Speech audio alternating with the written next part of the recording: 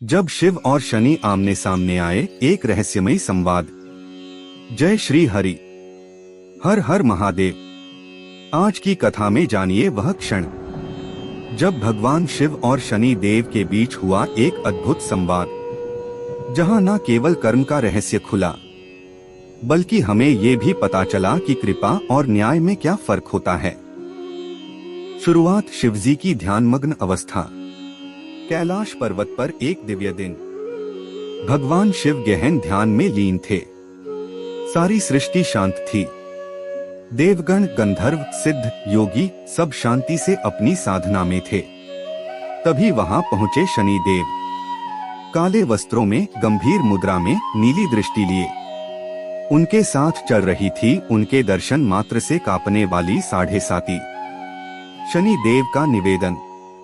शनि ने भगवान शिव को प्रणाम किया और कहा, हे नीलकंठ, मैं आपकी अनुमति से आपके पुत्र गणेश और कार्तिकेय पर अपनी दृष्टि डालना चाहता हूँ, क्योंकि मैं न्याय का देवता हूँ और जो भी जन्मा है उस पर मेरा प्रभाव पड़ता ही है।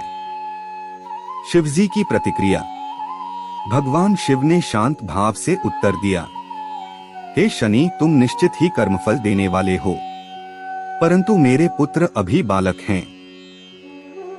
तुम्हारी दृष्टि अत्यंत तीव्र है, वे उसका भार सह नहीं पाएंगे। शनि ने झुककर कहा, प्रभु, आप सर्वज्ञ हैं, परंतु यदि मेरी दृष्टि से कोई बचता है तो वो न्याय अधूरा रह जाता है। मैं किसी का शत्रु नहीं, केवल निष्पक्ष फलदाता हूँ। गणेश पर शनि की दृष्टि। शिवजी ने थोड़ी देर सोचा, फिर बोले, ठीक है, तुम अपनी दृष्टि डाल सकते हो, परंतु संयम से। जैसे ही शनि देव ने गणेश पर अपनी दृष्टि डाली, उनका सिर कंपित हो उठा, शरीर में जड़ता सी आने लगी। मां पार्वती भयभीत हो गईं और शिवजी की ओर दौड़ी। शिव कृपा का प्रमाण। शिवजी ने तुरंत अपनी दृष्टि से गणेश को आशीर्वाद दिया और उनका रूप पुनः उज्जवल हो गया। शनि झुक गए और बोले, हे प्रभु, आपकी कृपा के आगे मेरी दृष्टि भी स्थिर हो गई।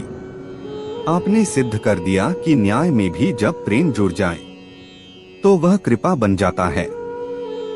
संवाद का सार। शिव मुस्कुराए और बोले, शनि, तुम सृष्टि के लिए आवश्यक हो। हर जीव अपने कर्म का फल पाता है, परंतु कभी कभी भक्ति, विनम्रता और प्रेम न्याय से भी ऊपर उठ जाते हैं, और वहीं से शुरू होती है ईश्वर की कृपा। समापन। इस प्रकार यह कथा हमें सिखाती है कि कर्म फल से कोई नहीं बच सकता, लेकिन शिव कृपा से हर पीड़ा शांत हो सकती है। हर हर महादेव। आज की कथा यहीं समाप्त होती है। अगर आपने इसका भाव समझा तो बस शिव को स्मरण करते रहिए।